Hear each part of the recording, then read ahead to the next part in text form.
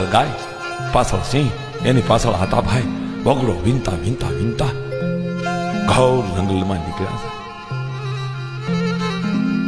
બને છે એવું ગાય માતાજી ઉભા રહી ગયા, અદૃશ્ય થઈ ગયા. પાછળ સિંહ દોડતો તો એ ક્યાંય અલોપ થઈ ગયો. કેવું બને છે?